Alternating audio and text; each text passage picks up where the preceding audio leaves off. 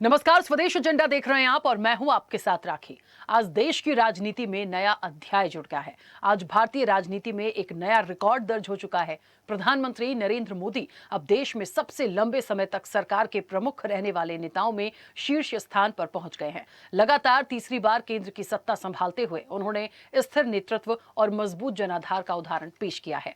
साल 2014 में पहली बार प्रधानमंत्री बनने के बाद से नरेंद्र मोदी का कार्यकाल लगातार जारी है। 2019 में भारी बहुमत के साथ वापसी और 2024 में तीसरी बार जीत ने उनके नेतृत्व को और मजबूत किया। इससे पहले मोदी 4 बार गुजरात के मुख्यमंत्री रहे। अपने राजनीतिक सफर के 24 सालों में से पीएम मोदी 14 साल गुजरात के मुख्यमंत्री रहे और पिछले 11 साल से वे देश के प्रधानमंत्री हैं। इस तरह उन्होंने लंबे समय तक सत्ता में रहने के मामले में देश के पहले प्रधानमंत्री जवाहरलाल नेहरू के रिकॉर्ड को भी पीछे छोड़ा है। मोदी की लोकप्रियता, संगठन पर पकड़ और लगातार चुनावी जीत ने उन्हें इस मुकाम तक पहुंचाया है। उनके कार्यकाल में केंद्र सरकार की नीतियों और योजनाओं का व्यापक प्रभाव देश भर में देखने को मिला है। नरेंद्र मोदी भारत के लगातार सबसे लंबे समय तक प्रधानमंत्री रहने वाले दूसरे पीएम भी हैं। वे पूर्व प्रधानमंत्री इंदिरा गांधी के 4077 दिनों का रिकॉर्ड तोड़ चुके हैं। 22 मार्च 2026 तक बतौर प्रधानमंत्री नरेंद्र मोदी 4318 पूरे कर चुके हैं।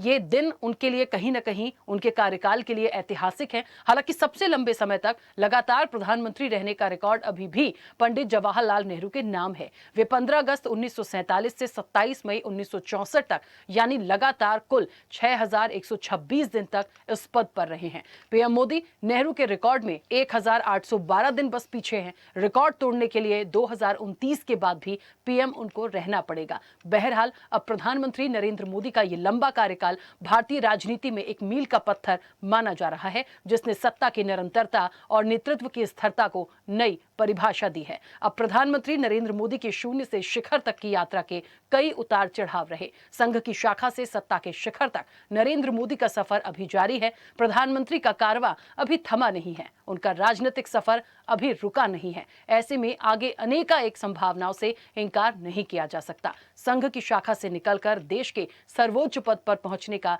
नरेंद्र मोदी का सफर न केवल प्रेरणादायक है, बल्कि ये दर्शाता है कि दृढ़ इच्छा शक्ति, कड़ी मेहनत और स्पष्ट विजन से किसी भी ऊंचाई को हासिल किया जा सकता है। आज इसी पर हम विस्तार से चर्चा करेंगे। उससे पहले देखिए ये रिपोर्ट।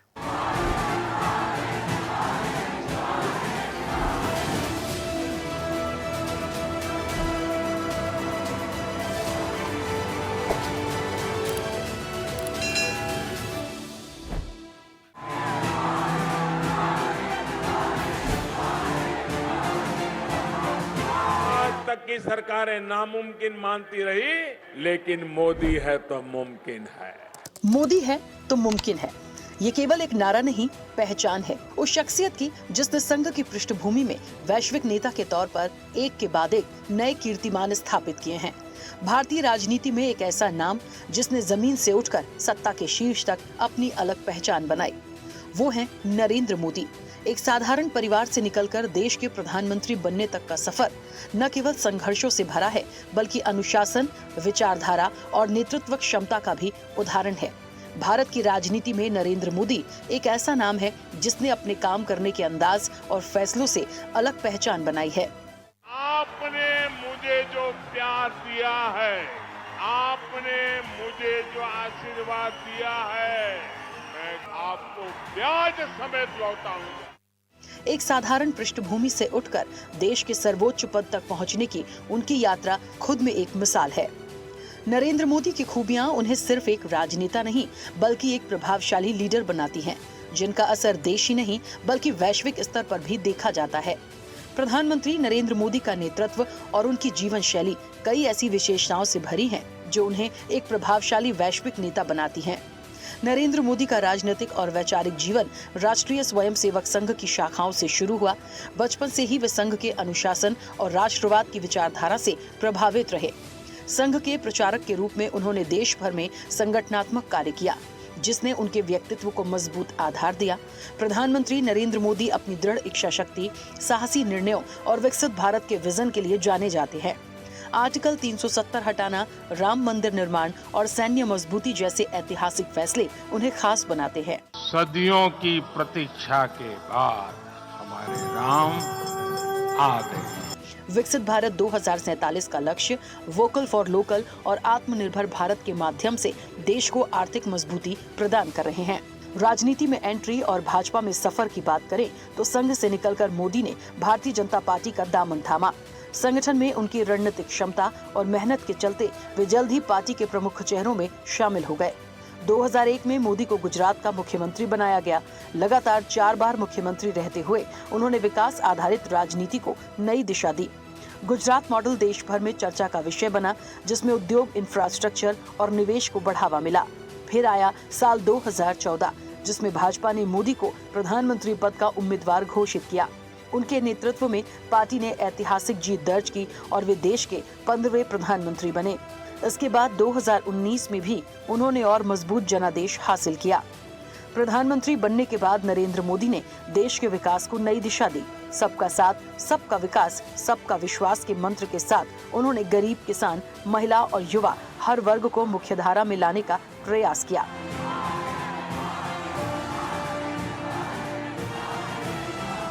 देश में जनधन योजना, उज्ज्वला योजना और आयुष्मान भारत जैसी योजनाएं उनके सेवा भाव को दर्शाती हैं।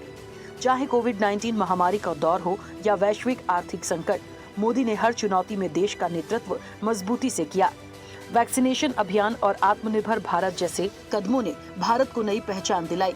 प्रधानमंत्री के रूप में नरेंद्र मोदी ने भारत की वैश्विक छवि को मजबूत करने की दिशा में काम किया। Make in India, digital India, स्वच्छ भारत जैसे अभियानों के जरिए उन्होंने देश के विकास को नई गति दी। इतना ही नहीं, प्रधानमंत्री मोदी का जीवन इस बात का प्रमाण है कि राजनीति केवल सत्ता का माध्यम नहीं, बल्कि जनसेवा का एक सशक्त साधन है। उनका हर निर्णय और पहल देश हित और जन कल्याण को केंद्र में रखकर ही लिया जाता है। देश की सत्ता संभालने के बाद से ही प्रधानमंत्री नरेंद्र मोदी ने ब्यूरोक्रेसी को रूल बेस्ड से रिजल्ट बेस्ड सिस्टम में बदलने पर जोर दिया।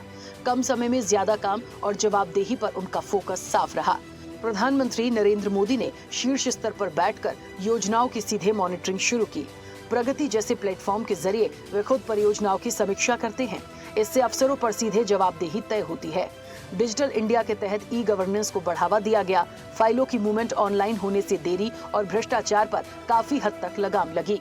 आपके पिताजी को, माताजी को, दादा दादी को जो मुसीबतें झेलनी पड़ी, ये मोदी आपको ऐसी मुसीबतों से गुजरने देना नहीं चाहता है। भारत की राजनीति में यदि किसी नेता ने सेवा ही संगठन और राष्ट्र सर्वोपरि के मंत्र को अपने जीवन का आधार बनाया, तो वो नाम है प्रधानमंत्री नरेंद्र मोदी। प्रधानमंत्री नरेंद्र मोदी की शून्य से शिखर तक की यात्रा उनके बचपन के संघर्षों, राष्ट्रीय स्वयंसेवक संघ के कड़े अनुशासन और भारतीय जनता पार्टी में उनके संगठनात्मक कौशल का परिणाम है। संघ की शाखा से लेकर सत्ता के शिखर तक का ये सफर बताता है कि नरेंद्र मोदी की कहानी सिर्फ राजनीति की नहीं, बल्कि संकल्प, संघर्ष और नेतृत्व की मिसाल है। अंतर्राष्ट्रीय मंचों पर मोदी की सक्रियता और कूटनीतिक रणनीति ने भारत को वैश्विक राजनीति में नई ऊंचाई दी है। आज भारत की पहचान एक मजबूत और निर्णायक राष्ट्र के रूप में बन चुकी है। Ladies and gentlemen, the moment you've all been waiting for, the Honourable Prime Minister of India, Shri Narendra Modi! भारतीय राजनीति में एक ऐसा दौर भी था जब भारतीय जनता पार्टी को सीमित क्षेत्रीय प्रभाव वाली पार्टी माना जाता था, लेकिन समय के साथ नेतृत्व, रणनीति और जनसंपर्क के दम पर पार्टी ने न सिर्फ देश में बल्कि दुनिया के मंच पर भी अपनी मजबूत पहचान बनाई और इस परिवर्तन के केंद्र में रहे प्रधानमंत्री नरेंद्र मोदी। नरेंद्र मोदी ने संगठन स्तर पर जमीनी मजबूती पर जोर दिया। बूथ स्तर तक कार्यकर्ताओं को सक्रिय करने की रणनीति ने बीजेपी को चुनावी मशीन में बदल दिया। 2014 में ऐतिहासिक जीत और फिर 2019 में और बड़े जनादेश ने पार्टी को राष्ट्रीय राजनीति का केंद्र बना दिया। भारतीय जनता पार्टी को मजबूत करने में विकास, राष्ट्रवाद और कल्याणकारी योजनाओं का बड़ा योगदान रहा। नरेंद्र मोदी का व्यक्तित्व आज करोड़ों लोगों के लिए प्रेरणा बन चुका है। उनका जीवन संदेश देता है कि अगर नियत साफ हो और लक्ष्य राष्ट्र सेवा हो तो कोई भी ऊंचाई दूर नहीं। चैनल हेड आरपी श्रीवास्तव के साथ प्रमोद श्रीवास्तव की रिपोर्ट।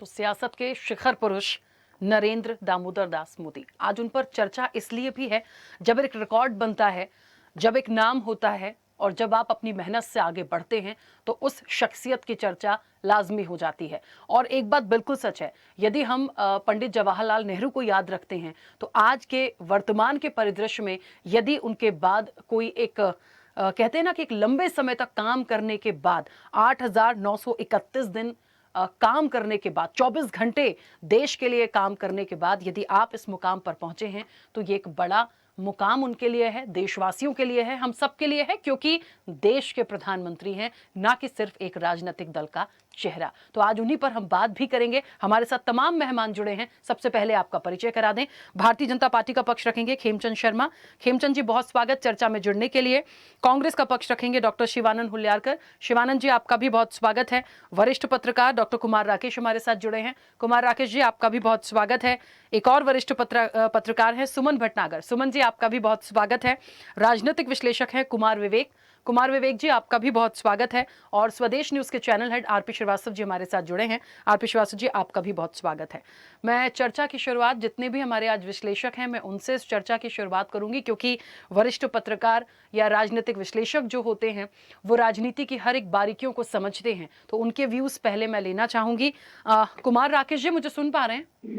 कुमार आवाज आ रही है? हाँ, कुमार राकेश जी, मैं सुन पा रही हूँ आपको। आज का दिन, क्योंकि देश के प्रधानमंत्री की बात हो रही है और संघ से सत्ता के शिखर तक 8,931 दिन का ये कार्यकाल, 24 घंटे देश के लिए सेवा, आज क्योंकि एक रिकॉर्ड है उनका, आज उनका दिन है, उन पे बात करना लाजमी है। क्या कुछ कहेंगे? अब देखिए, आपने इतनी लंबी चौड़ी भूमिका हमारे प्रधानमंत्री नरेंद्र भाई मोदी के बारे में बोला है आपने, तो उसके बाद मैं ढूंढ रहा हूँ क्या बोलना और क्या नहीं बोलना है। तो बहरहाल वो भारत के पहले ऐसे प्रधानमंत्री हैं जो स्वयं को प्रधान सेवक बोलते हैं, प्रधानमंत्री नहीं बोलते हैं। इससे उनका सेवा भाव पूर्ण रूप से परिलक्षित होता है। और अभी जो 8,931 दिनों का जो रिकॉर्ड की बात आपने कही, जो एक पवन चामलिंग सिक्किम के लगातार रहने वाले मुख्यमंत्री थे, उनको क्रॉस किया, लेकिन उसमें नेहरू जी के साथ साथ जितने शासक रहे सभी का रिकॉर्ड क्रॉस किया, निर्वाचित नेताओं में से एक। उसके अलावा अभी पिछले 3 महीनों में 2 नए रिकॉर्ड जुड़े कि यूट्यूब पे 30 मिलियन सब्सक्राइबर, विश्व का पहला नेता वो हमारे प्रधानमंत्री नरेंद्र भाई मोदी। उसके बाद इंस्टाग्राम पे 100 मिलियन, किसी का नहीं है।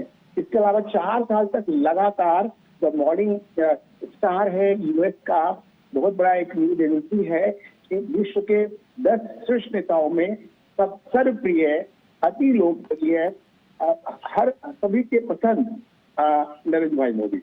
उसमें अमेरिका चाहे हो या कनाडा हो या जापान हो या इटली हो, तो G7 कंट्री हैं, उनसे भी सर्वश्रेष्ठ। इसके अलावा अभी 29 अंतर्राष्ट्रीय अवार्ड, भारत के किसी प्रधानमंत्री को किस तरह से दूसरे देशों ने नहीं नवाजा, वहाँ के अंतर्राष्ट्रीय नंबर 1 जो सम्मान है उनसे।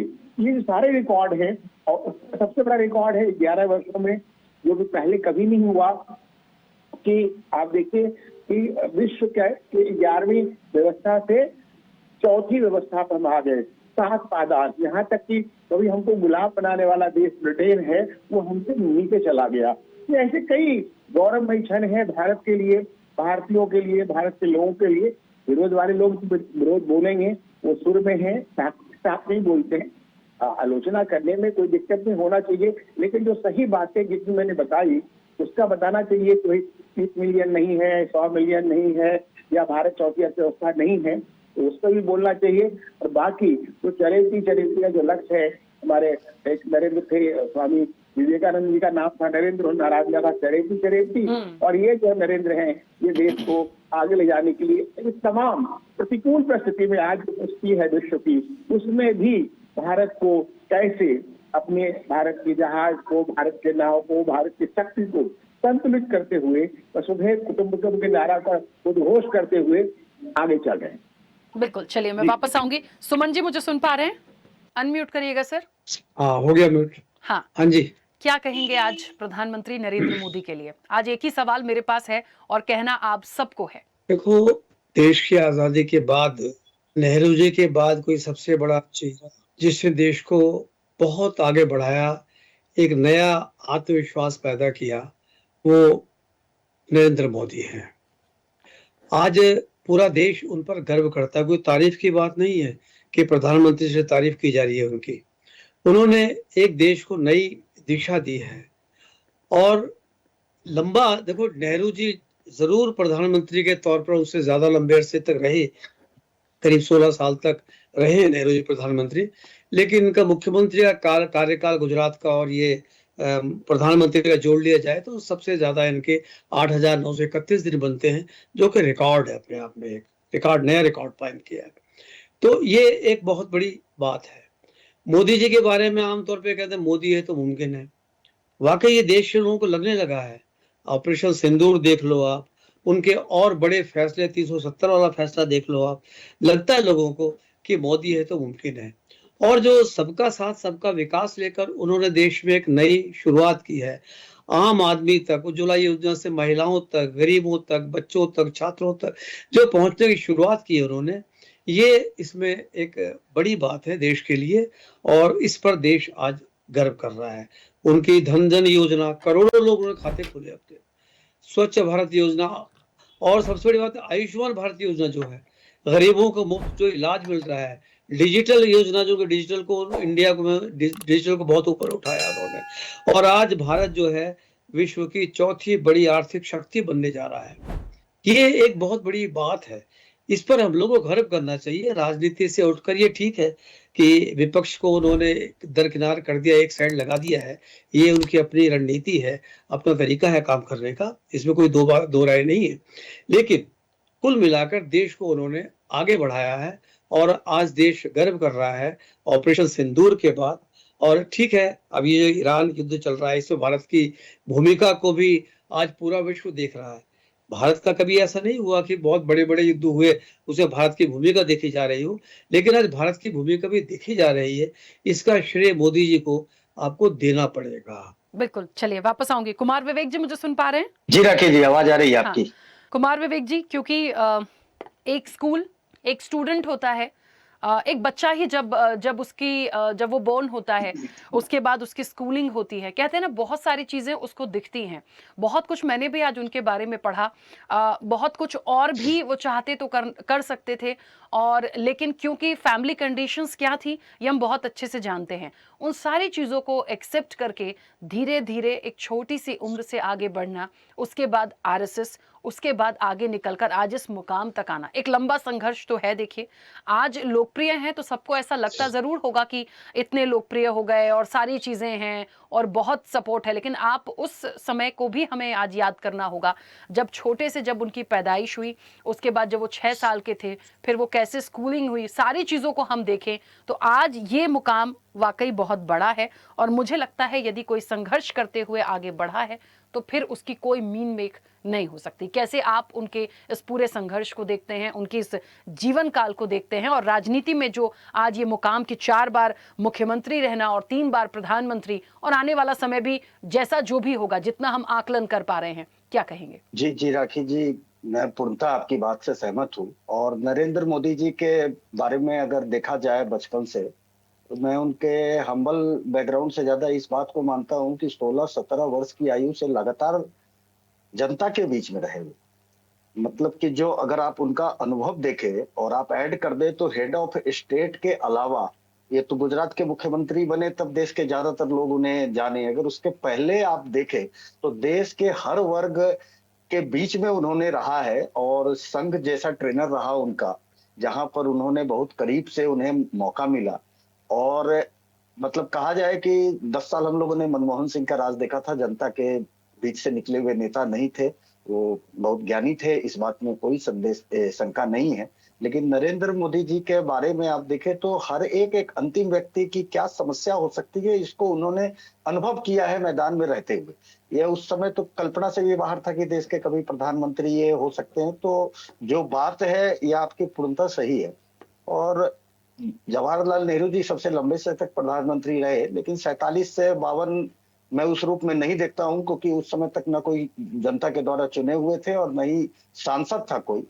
तो 1952 से अगर 1 मई से उनका कार्यकाल देखा जाए उनके मृत्यु तक, तो 3000 कुछ दिवस का आता है। नरेंद्र मोदी जी उसके आसपास है, और आज की स्थिति में है जब देश में बहुत सारी पार्टियां हैं, जहां पर अगर आप नॉर्थ इंडिया के अलावा देखें साउदर्न स्टेट में, तो एक अलग किस्म की राजनीति चलती है, जहां किसी भी राष्ट्रीय दल का नहीं है, हर स्टेट के अपने। अब 2024 के बाद की हम बात करते हैं आपसे, सरकार के आकलन और मोदी जी के नेतृत्व के बारे में। तो 3 मुख्य क्षेत्रों में मुझे फोकस दिखा, जिसमें आर्थिक विकास के साथ साथ इंफ्रास्ट्रक्चर का विस्तार हुआ है, जो एक सामाजिक सुरक्षा है उस विषय में देखने को मिला, और जो विकसित भारत 2047 का विजन है उस तरफ गाड़ी चलती हुई दिखी मुझे। स्वाभाविक है, इस रफ्तार से हम नहीं पहुंच सकते जो टारगेट है, लेकिन उस दिशा में वृद्धि हुई है। मैं बात नंबर्स के आधार पे करूंगा आपसे, जैसे महंगाई, बेरोजगारी, ये मुद्दे तो जब से देश आजाद हुए तब से चले हैं। तो भारत दुनिया की सबसे तेजी से बढ़ती हुई मुख्य अर्थव्यवस्था है, इसमें कोई शंका तो कहीं से कहीं तक नहीं है। जो 6.5% का, जिसमें यूएस टैरिफ वार के बाद में एक आशंका भी जताई जा रही थी कि फर्क होगा, और सरकार ने उसे बहुत बेहतर तरीके से मैनेज किया। आकलन था सारी संस्थाओं का 6.5 के आसपास पिछली तिमाही में जीडीपी ग्रोथ होगा, जो कि 7% से अधिक रहा। ये सरकार के बारे में बताता है कि उनका मैनेजमेंट किस प्रकार का है, जबकि सिचुएशन एक वार की स्थिति में, उस समय वेस्ट एशिया क्राइसिस नहीं था, लेकिन यूक्रेन रशिया वार चल ही रहा था। डोनाल्ड ट्रंप की टैरिफ थी, अमेरिका को हम सबसे ज्यादा एक्सपोर्ट करते हैं, उसके बाद की स्थिति बता रहा हूँ।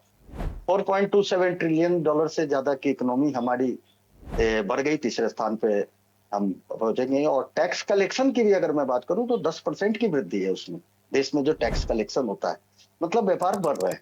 महंगाई, आरबीआई का लक्ष्य 4% की था, लेकिन ठीक है, विपक्ष महंगाई मुद्दा है बताया, मैं नंबर्स की बात कर रहा हूँ क्योंकि आधार तो वही है। अभी महंगाई 4% का जो लक्ष्य था, उसके आधार पे 3.27% है, उससे काफी कंट्रोल में है इतनी स्थिति के बाद भी। तो दीर्घकालीन अगर विकास पर फोकस तो है, और ये मुझे दिखता भी है, जिसमें अगर हम मेजर रिफॉर्म की बात करें तो अगर देखा जाए तो जापान और अमेरिका जैसे देश से, जो अक्सर एक बात चलती है कि कर्ज की है, जीडीपी की तुलना में एक रेशियो देखा जाता है हमेशा कर्ज का। जैसे जैसे आपकी इकोनॉमी और इंफ्रास्ट्रक्चर प्रोजेक्ट बढ़ेंगे, स्वाभाविक है आपका कर्ज बढ़ेगा, लेकिन उस कर्ज की तुलना में क्या जीडीपी बढ़ रही है? तो भारत का ये रेशियो 56% के आसपास है, जो किसी भी डेवलप्ड कंट्री से, अमेरिका जापान से काफी कम है। और ये मैं ये नहीं कहता कि ये कर्ज कम है, मैं ये कहता है कि जो इसका एक रेशियो है वो कंट्रोल में है। तो इंफ्रास्ट्रक्चर पे भी 11 लाख करोड़ का निवेश इस बीच में हुआ, हर प्रति वर्ष का अगर हम औसत बताएं। अब सबसे बड़ी बात मैं कहता हूं कि 12 लाख तक जो टैक्स में एक छूट दी गई, मोदी 3.0 की मैं बात कर रहा हूं, यह एक बहुत बड़ा टैक्स व्यवस्था में एक, जो हमारे देश का मिडिल क्लास है, जो सबसे बड़ा जीडीपी में सर्विस क्लास है हमारे यहाँ, उसको एक बहुत बड़ी राहत थी जो इस ब्रैकेट में आते थे। रक्षा के क्षेत्र में हमने देखा, मतलब सरकार का आकलन आप किस पे करेंगे? इकोनॉमी पे करेंगे, डिफेंस पे करेंगे, सोशल सिक्योरिटी में करेंगे। रक्षा में हमने सफलता ऑपरेशन सिंदूर के दौरान देखी कि किस प्रकार से लीडरशिप कॉल आता है और वहां पे किस प्रकार सरकार ने लिया। उसके बाद भी अगर मैं बात करूं तो पोस्ट ऑपरेशन सिंदूर के बाद की स्थिति में काफी स्टार्टअप को डिफेंस सेक्टर में मौका दिया गया, और सरकार ने नीति में परिवर्तन किया, जिसके हमें फल दिख रहे हैं और अच्छी दिशा में दिख रहे हैं। तो कुमार अब विवेक जी, अगर इन रेलवे सारे में हम क्रेडिट्स के लिए जी आप मानते हैं कि प्राइम मिनिस्टर नरेंद्र मोदी को ही आगे फ्रंट पे किया जाए, जी उन्हीं की नीतियां? जी जी मैं बिल्कुल इस बात को मानता हूं। इसकी क्रिटिसिज्म भी हो सकती है, लेकिन बीजेपी 1% पार्टी है अभी, इसमें कोई दो मत नहीं है। कोई भी सरकार जो मजबूत होती है, चाहे इंदिरा गांधी के समय नहीं हो, 1% है। और केवल प्रधानमंत्री को नहीं मानता हूं, जितने भी बीजेपी शासित राज्य है, वो मुख्यमंत्री के रूप में भी मोदी जी ही काम कर रहे हैं। और कारण मैं इसका बस यही देखता हूं कि जिस तरीके से नाम चुने गए, ये इसके राजनीतिक आकलन एक अलग रूप से हो सकते हैं। तो बिल्कुल मैं मोदी जी को मानता हूं, जवाबदारी भी उनकी है, क्रेडिट भी उनको है। जी ठीक है, चलिए मैं वापस आऊंगी। आरपी श्रीवास्तव जी, इन्हीं की एक बात को आगे बढ़ाती हूँ। एक बहुत बड़ा बयान कह सकती हूँ कुमार विवेक जी का, कि जितने भी बीजेपी शासित राज्य हैं वहां मुख्यमंत्री कोई भी हो, लेकिन काम कर रहे हैं प्रधानमंत्री नरेंद्र मोदी। ये एक बहुत बड़ा अपने आप में संदेश है। वन मैन आर्मी जिसको हम कहते हैं ना, शॉर्ट में कहें तो शायद वही एक बात हो रही है कि कहीं भी कोई भी बीजेपी की सरकार हो, लेकिन चेहरा और नाम जिनके सानिध्य में ये लगातार लगातार बढ़ता चला जा रहा है। आप क्या कहेंगे आज? राखी, देखिए, यहाँ वन मैन आर्मी की बात नहीं है। पहली बात है, मोदी जी जो है, जिस 2014 के में जब ये सत्ता में आए, और उसके पहले जिस तरह का कैंपेन हुआ, आप हम सभी इस बात के जो साक्षी हैं कि एक एक जो है जिसे करिश्माई लीडर के रूप में मोदी जी का उदय हुआ, और वो करिश्मा देखने को मिला आपको ज़मीनी हकीकत अगर आप जीरो ग्राउंड पर भी जाके पता करें तो उस समय 2014 में एक तरह से जैसे कहते हैं कि पब्लिक के बीच में उनकी लोकप्रियता का ग्राफ बड़ी तेज़ी से बढ़ा। हम ये मान सकते हैं रागी कि चाहे स्टेट हो चाहे सेंटर हो, जब देखिए कोई नेता करिश्माई हो जाता है, आपने कई नारे भी सुने, आपने देखा होगा पिछले चुनाव में हर हर मोदी घर घर मोदी। सवाल इस बात का है कि जब कोई नेता लोकतंत्र में गांव-गांव घर-घर तक पहुंच जाए तो आप ये समझिए कि उसकी दूरदर्शिता, उसकी मेहनत और लोकतंत्र के प्रति जवाबदेही सामने निकल के आती है। प्रधानमंत्री मोदी जी जो है इस मामले में हमें लगता है कि बाकी जितने भी हम रिकॉर्ड की बात नहीं करते, लेकिन अब तक जितने भी प्रधानमंत्री हुए हैं इस तरह की लोकप्रियता हासिल नहीं कर पाए। आप बताइए, संघ की शाखा में जाने से लेके आपने उनका पूरा जो है जीवन परिचय भी बताया, और उसके बाद संघ में एक अनुशासित संघ के कार्यकर्ता के रूप में कार्य किया, और लगातार अपराजय मैं इसलिए कहूँगा कि अब तक वो हार नहीं माने हैं, उन्होंने कभी हार देखा ही नहीं है। आप देखिए चुनाव दर चुनाव 14 साल वहाँ मुख्यमंत्री रहे, आपने देखा होगा कि उनका विवादों से भी बड़ा नाता रहा है। अगर गुजरात में देखेंगे तो फिर आप देखिए कि जब ये तीसरा कार्यकाल मतलब तीसरे टर्म में प्रधानमंत्री हैं, तो उसको अगर आप दूसरे ढंग से देखें, हम ये नहीं कहते कि उन्होंने क्या किया, जो कुछ किया है आप हमारे पूर्व जो भी विश्लेषक और हमारे जो भी पैनलिस्ट हैं उन्होंने बताया भी, और हम लोग कितनी भी गिनती कराएं तो कम होती है। मैं संक्षिप्त में यही कहना चाहूँगा कि प्रधानमंत्री मोदी जी का जो कार्यकाल है और जिस तरह का उन्होंने संघर्ष किया वो काबिल तारीफ है। और लोकतंत्र में जब लोगों के दिलों तक अगर कोई नेता पहुंचता है, हम ये मान लेते हैं कि वो करिश्माई नेता है, और करिश्मा उन्होंने दिखाया है। और इसीलिए आप जो कहते हैं वन मैन आर्मी, बात वन मैन आर्मी की नहीं, हर स्टेट अपना अपना काम कर रहा है, वहाँ चीफ मिनिस्टर है, लेकिन बिना मोदी के वो जो है वहाँ पर उसका जनाधार बढ़ नहीं सकता। इसीलिए फ्रंट पर हर राज्य चुनाव दर चुनाव जहाँ भी आप देखोगे पहले नंबर पर फ्रंट पर मोदी ही रहते हैं, और उन्हीं के चेहरे पर चुनाव लड़ा जाता है। तो इसे आप वन मैन आर्मी कह लीजिए, या ये कहिए कि उनकी लोकप्रियता पूरे भारत में है, पूरी दुनिया में है, और जहाँ तक अर्थव्यवस्था और तमाम चीज़ों की अगर इसकी गिनती कराई जाए तो बड़ा लंबा समय होगा।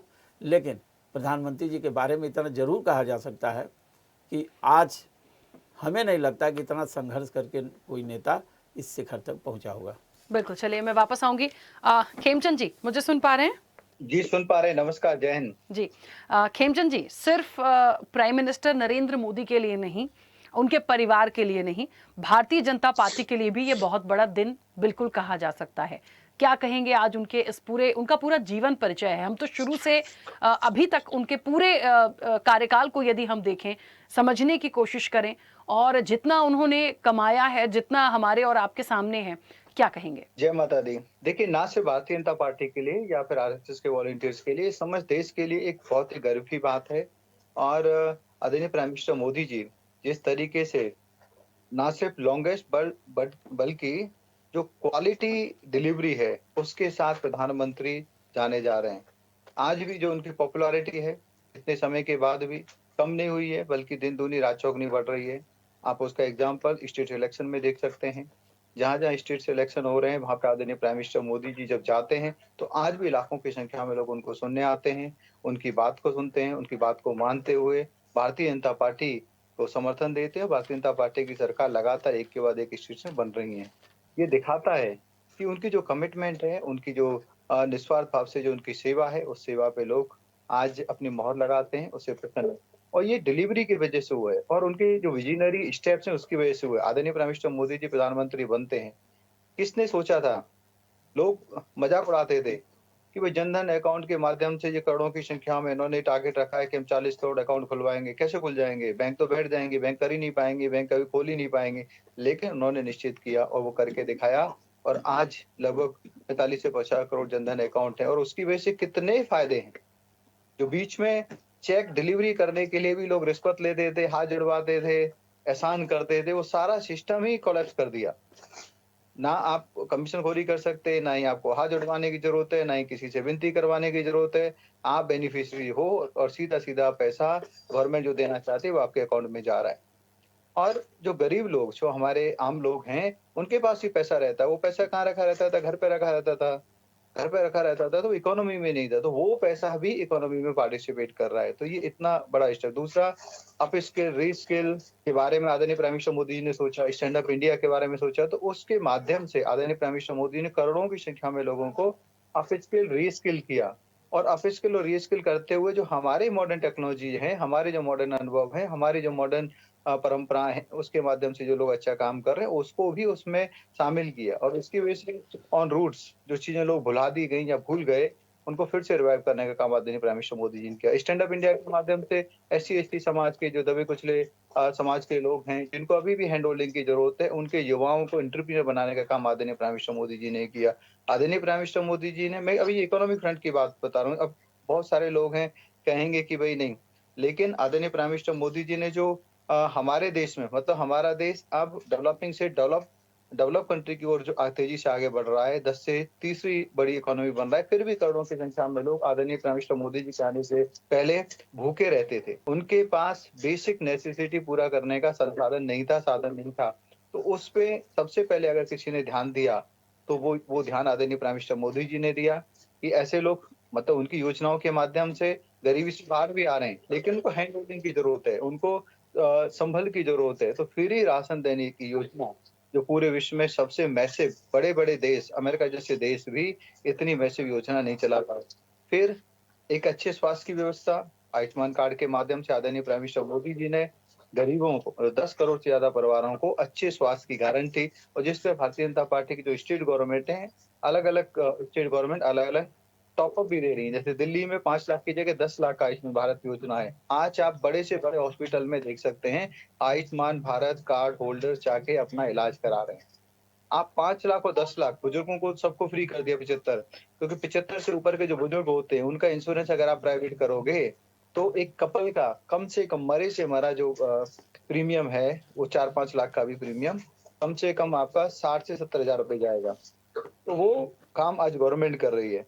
तो आदरणीय प्राइम मिनिस्टर मोदी जी ने वो काम किया क्योंकि उन्होंने गरीबी देखी है, उन्होंने परेशानियां देखी हैं, वो रूट पे, मतलब जमीन पे रहे हैं, उन्होंने घूम के पूरे भारत को देखा है। तो भारत को समझते हैं, चीजों पे अटैक कर रहे हैं जो भारत को बेटर कर सकती हैं, भारत को विश्व गुरु बना सकती हैं, भारत को फिर से वो वैभव दे सकते हैं जो वैभव हमारा पहले था और हजारों साल तक हमारा रहा। तो आदरणीय prime minister Modi ji economic front पे काम कर रहे हैं, जो सामाजिक योजना है जिससे समाज की उन्नति हो उस पे काम कर रहे हैं। हमारे इंफ्रास्ट्रक्चर पे युद्ध स्तर पे काम हो रहा है। आज इंफ्रास्ट्रक्चर आप देखेंगे हर जगह, आपको हाईवे, आपको एयरपोर्ट, स्पेशल इकोनॉमिक जोन जहाँ पे नई नई कंपनियां सेटअप हो रही हैं, और इवन उन क्षेत्रों में जो फ्यूचरिस्टिक हैं, जैसे चिप मेकिंग है, रोबोटिक है, AI है, डेटा सेंटर्स हैं, उन पे डेडिकेटेड काम हो, उसके लिए 1 लाख करोड़ से ज्यादा का प्रोविजन किया। AI का समय हुआ, पूरे विश्व की बड़ी-बड़ी शक्तियां भारत में आई, बड़े-बड़े लोग आए, बड़ी-बड़ी इंडस्ट्री आई, और भारत का अपना मॉडल सर्वम उसमें लॉन्च हुआ, जो बहुत सारी चीजें इंडिजीनियस तरीके से इंडिया में करने का काम कर रहा है। तो मैं ऐसा मानता हूँ कि आदरणीय प्राइम मिनिस्टर मोदी जी आज की जरूरत के हिसाब से पास्ट के जितने बैड एक्सपीरियंसेज हैं उनको एज अ एक्सपीरियंस यूटिलाइज करके आगे की योजनाओं को बना रहे हैं, जिससे फ्यूचरिस्टिक भी फायदा हो रहा है। आज भारत को ना सिर्फ आज की जरूरत है, मतलब जो ऑनगोइंग ऑपरेशनल एक्सपेंसेज हैं उनका ध्यान रख रहे हैं, बल्कि आने वाले समय 25-50 साल तक भारतीयों को एक बेटर सुविधाएं, इंफ्रास्ट्रक्चर बेस मिले, उसके लिए ये सरकार युद्ध स्तर पर काम करे। और आज जो विषम परिस्थिति है, अमेरिका जैसे देश भी आज परेशान हो गए हैं, कंफ्यूज हो रखे हैं, उस समय आज भारत अपनी जो मजबूत सरकार है, मजबूत रिलेशन है, उसके माध्यम से आज भी अपनी जरूरतों को पूरा कर पा रहे हैं, अपनी एनर्जी की सप्लाई ले पा रहे हैं विषम परिस्थितियों में भी। तो वो अपने आप में दिखाता है कि हमारी लीडरशिप में वो दम है, जो दम जिसकी वजह से आज जनता उनके साथ खड़ी है और वो लॉन्गेस्ट सर्विंग PM बने। मैं ऐसा मानता हूँ कि अभी वो बहुत सारे रिकॉर्ड तोड़ेंगे, जिस तरीके से सचिन तेंदुलकर रुके नहीं, उसी तरीके से वो भी लगातार सेंचुरी मारते रहेंगे, लगातार और इस रिकॉर्ड को एनहांस करते रहेंगे, और आने वाले समय में शायद ही कोई दूसरा प्राइम मिनिस्टर होगा जो उनके रिकॉर्ड को तोड़ पाएगा। ठीक है, खेमचंद जी वापस आऊंगी। शिवानंद जी मुझे सुन पा रहे हैं? जी राखी जी। शिवानंद जी, आप हमेशा कहते हैं कि जो प्रधानमंत्री हैं नरेंद्र मोदी, वो सिर्फ 140 करोड़ जनता के नहीं, आपके भी हैं। आप ऐसा कहते हैं? तो आज उन्हीं प्रधानमंत्री के लिए उनको शुरू से अभी तक जितना देखा, चाहे उनकी फैमिली की बात हो, उनके राजनीतिक करियर की बात हो, उनके संघर्षों की बात हो, और आज जिस मुकाम पर हैं और एक रिकॉर्ड बनाया है, क्या कहेंगे? गुड इवनिंग राखी जी और पूरा पैनलिस्ट को नमस्कार।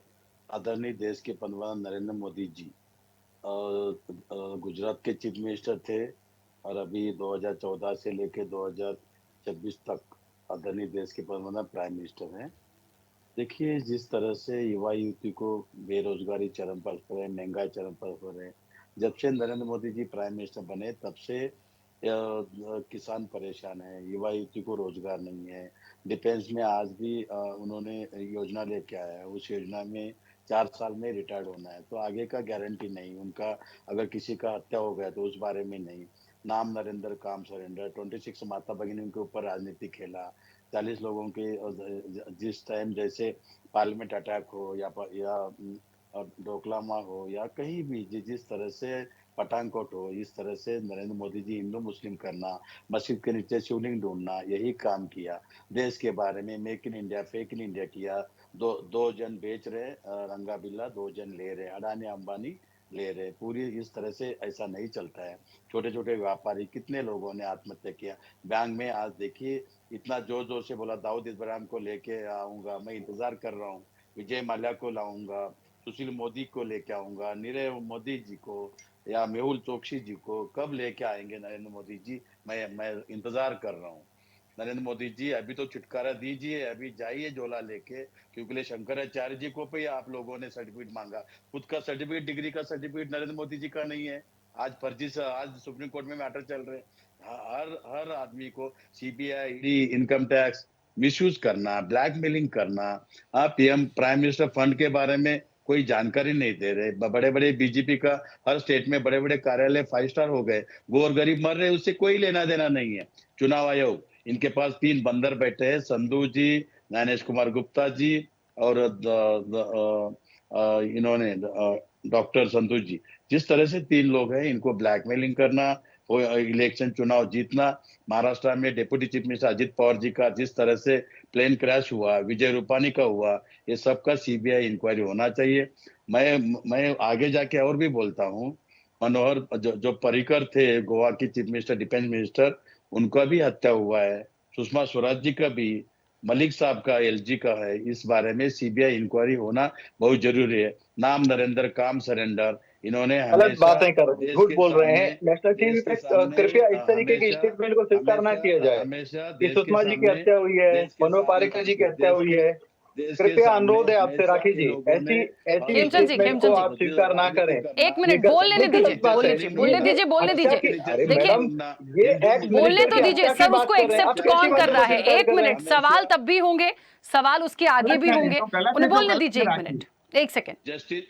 जस्टिस लोया का हत्या हुआ, हरेन पंड्या का हत्या हुआ। शिवानंद जी सवाल इस बात का, शिवानंद जी 1 मिनट रुकिए, शिवानंद जी सुनिए। दंगा नहीं हुआ, ये 300 शिवानंद जी मुझे बस इतना बताइए कि जिन जिन लोगों के आप नाम ले रहे हैं, जिनकी प्लेन क्रैश में हत्या हुई या जिनकी किसी बीमारी के चलते हत्या हुई, उसके लिए प्राइम मिनिस्टर नरेंद्र मोदी क्यों जिम्मेदार हैं? सर, ये एक बहुत मूल प्रश्न है। मैं बार बार इंटरप्ट इसलिए नहीं करूंगी क्योंकि आप अपनी बात रखिए, लेकिन वो रिस्पॉन्सिबल क्यों है? राखी जी देखिए, ये दोनों नरेंद्र मोदी साहब और Amit Shah ji CBI, ED, income tax misuse करना,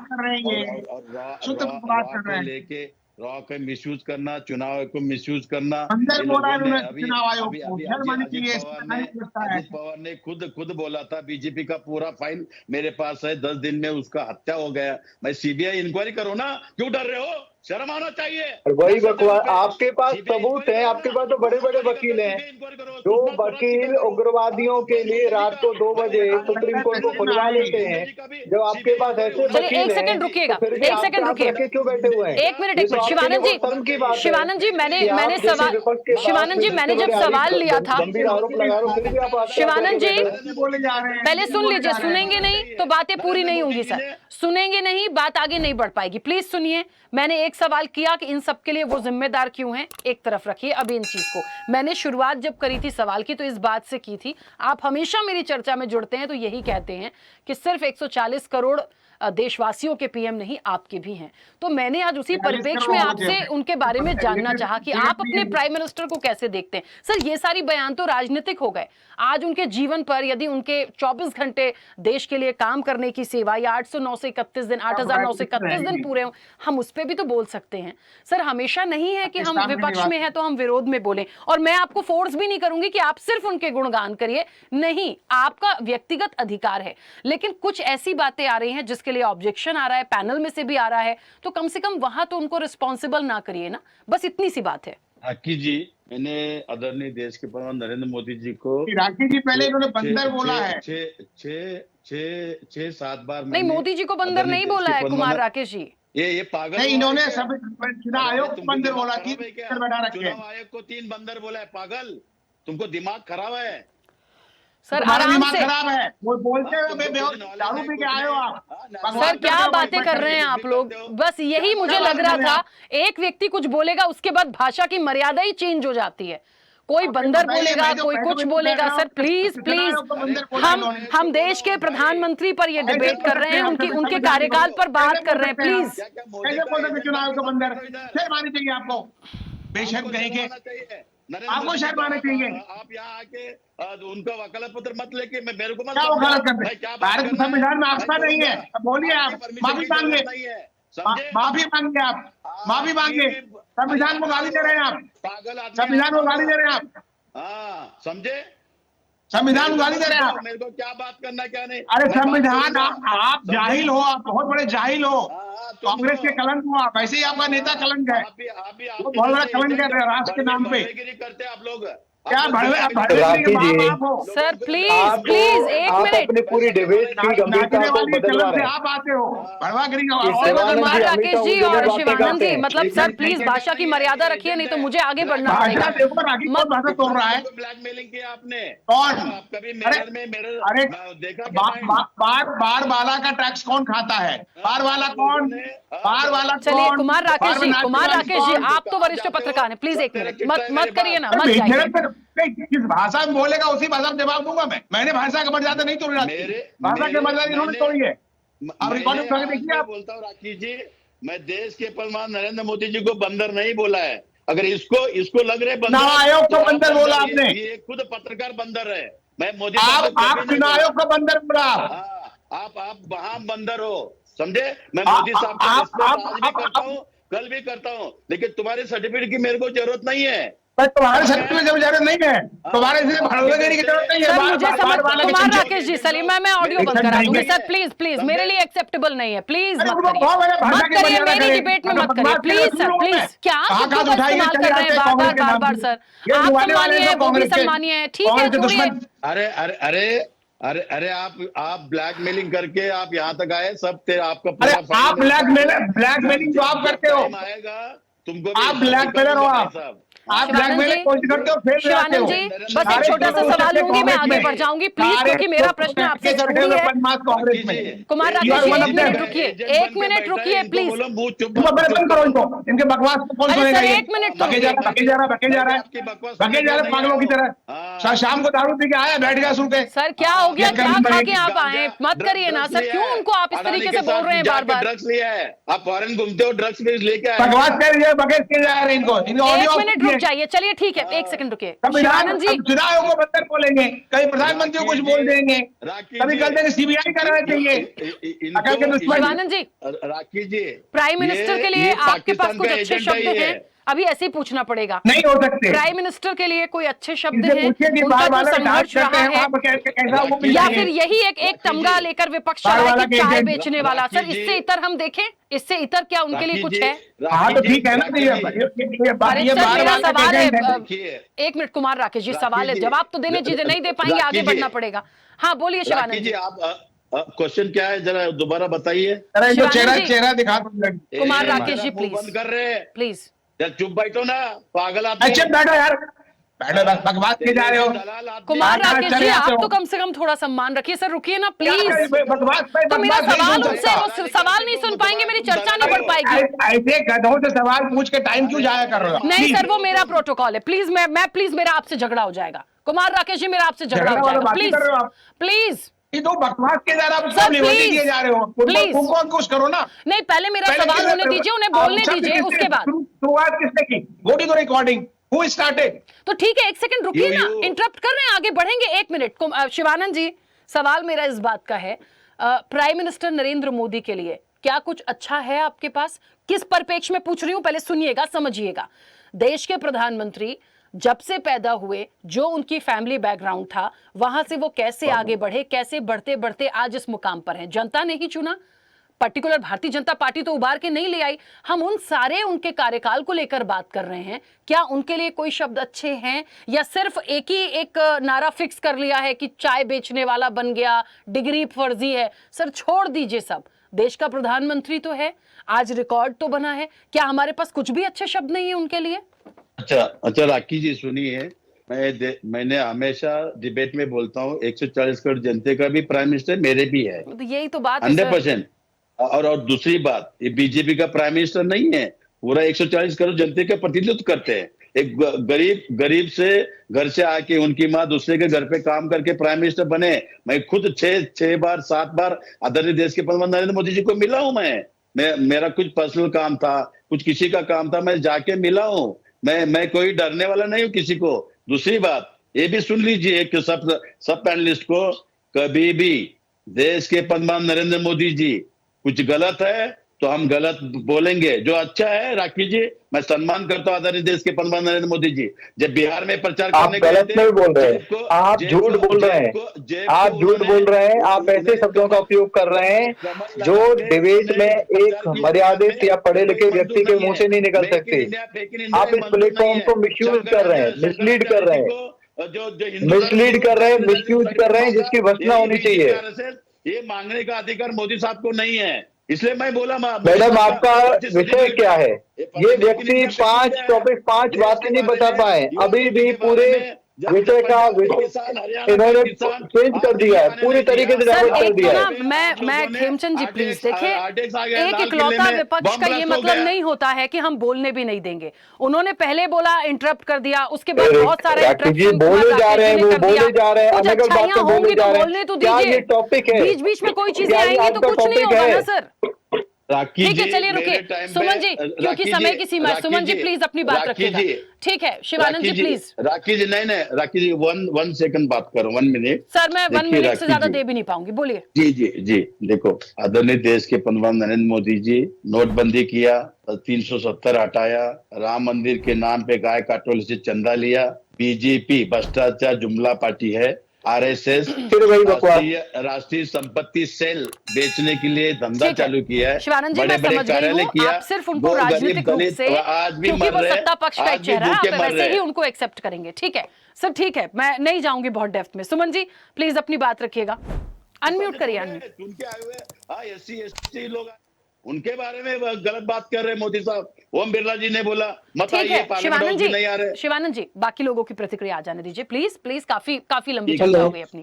सुमन जी। राखी आवाज आ रही है? हाँ सुमन जी आ रही है, बोलिए। देखिए, अगर मोदी में अच्छाइयां हैं तो कांग्रेस को स्वीकार कर लेना चाहिए। खाली बुराई करके, विरोध करके काम नहीं चलता। देखो, एक बहुत जिम्मेदार पार्टी है कांग्रेस।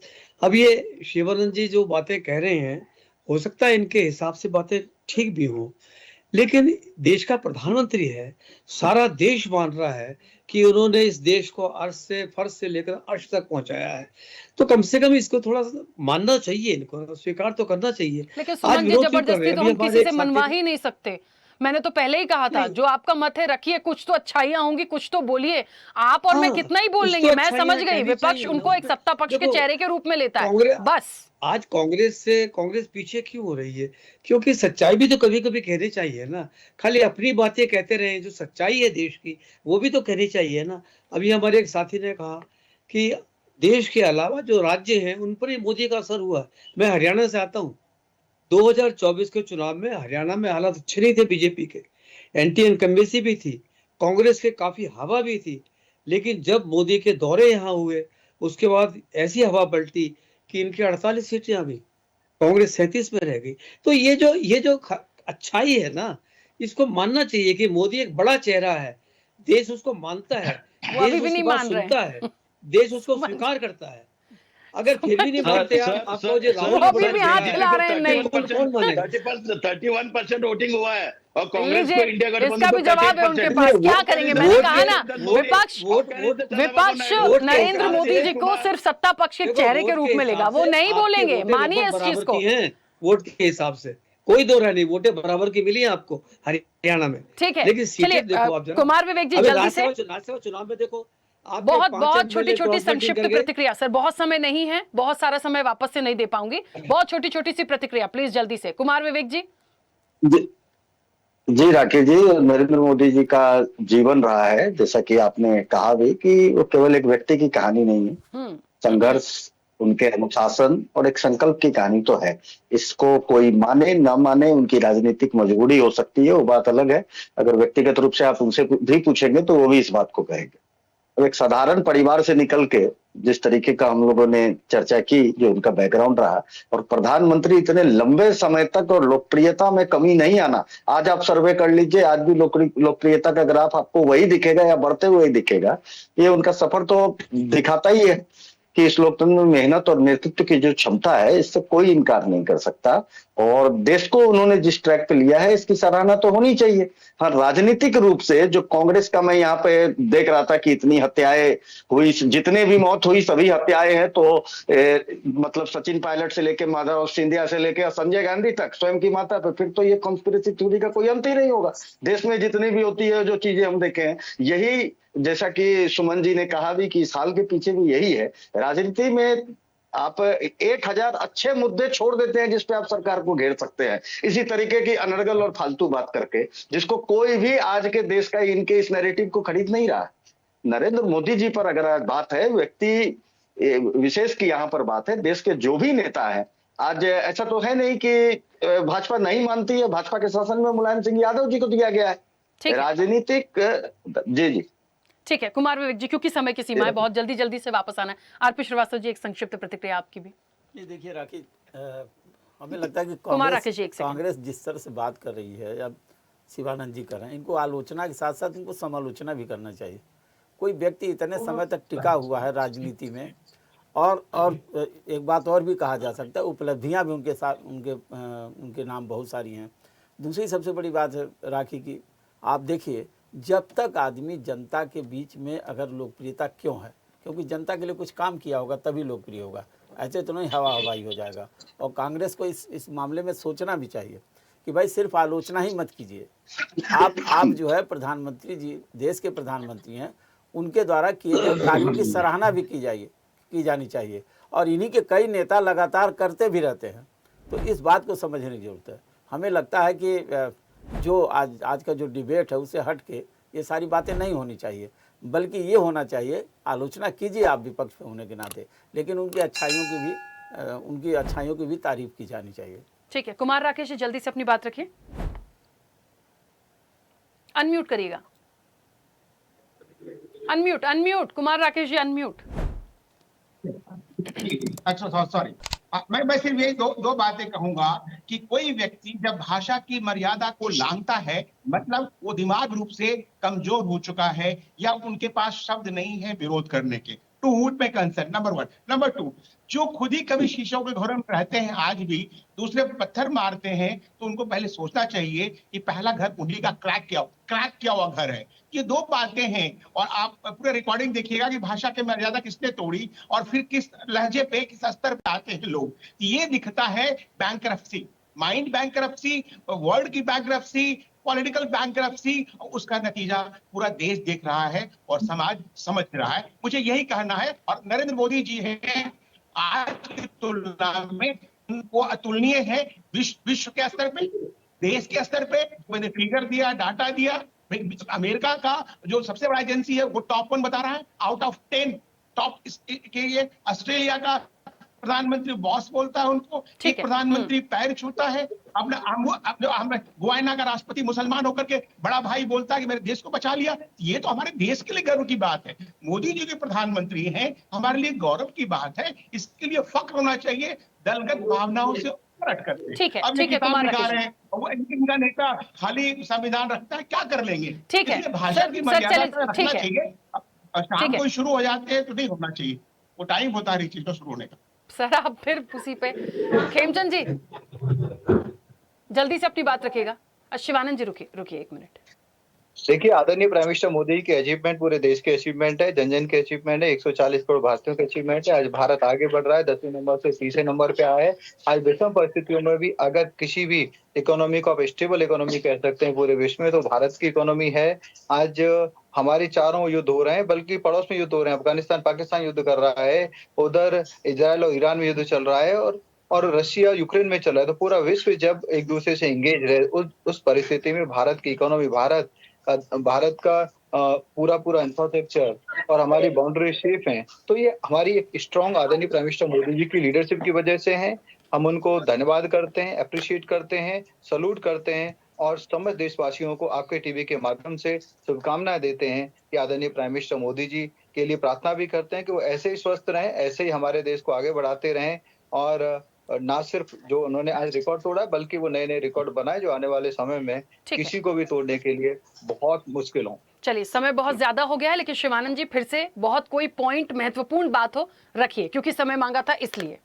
देखिए, देश के प्रधानमंत्री नरेंद्र मोदी जी, जिस तरह से मैं अभी भी बोल रहा हूँ कि देश के प्रधानमंत्री नरेंद्र मोदी जी थोड़ा चेंज करके अपोजिशन को भी विश्वास में लेके काम करना चाहिए। जैसा नितिन गडकरी जी है, वैसा उनसे गडकरी साहब का जरा सलाह लीजिए, और सबको दबाने की कोशिश करेंगे तो कोई किसी का हमको यहाँ चैनल पे बैठे किसी का हमको सर्टिफिकेट की जरूरत नहीं, हम कैपेबल है। नंबर 1, जिस तरह से मीडिया में जो दिखा रहे, किसी ने बोला कि मोदी साहब का 100 मिलियन है। राहुल गांधी जी का जरा जाके देखिए, इंस्टाग्राम देखिए, यूट्यूब देखिए। नंबर 1 पे राहुल गांधी जी, और हमारा जननायक, हमारा नेता राहुल गांधी जी, आदरणीय देश के प्रधानमंत्री नरेंद्र मोदी जी, नितिन गडकरी जी, सबको मिलके ये लोगों ने एक मीटिंग लेना चाहिए। जो आज के डेट में जो अमेरिका, इसराइल या ईरान का जो युद्ध चल रहा है, इसके बारे में देश के प्रधानमंत्री मीटिंग लेके सर्वदलीय बैठक बुला के उसमें निर्णय लेना चाहिए। हमको यही दुख है राखी जी, किसी को विश्वास में नहीं लेते। सिर्फ 2 जन, अमित शाह जी, नरेंद्र मोदी जी, बस हो गया। ऐसा नहीं चलता है देश। सबका रिस्पेक्ट करना, सबको इज्जत करना। मीडिया मैनेज किया, सीबीआई मैनेज किया, ईडी मैनेज किया, फिर बात वहीं आ गई घूम फिर के। भारत जोड़ो यात्रा में परमार फैमिली गुड लक दिया, उनको सीबीआई ईडी देने के बाद दोनों हस्बैंड वाइफ सुसाइड किया। इसका ठीक है शिवानंद जी, चलिए आपको लग रहा है खामियां हैं, आप विपक्ष हैं, आपको पूरा अधिकार है हर बात रखने का, मैं बिल्कुल क्रॉस नहीं करूंगी, लेकिन समय बहुत ज्यादा हो गया। आप सभी का बहुत शुक्रिया, इस चर्चा को रोकना पड़ेगा, इस चर्चा में जुड़ने के लिए। देखिए, सियासत के शिखर पुरुष कहे जा रहे हैं, बात सिर्फ इस चीज की नहीं है कि हम राजनीतिक रूप से उनका आकलन करें।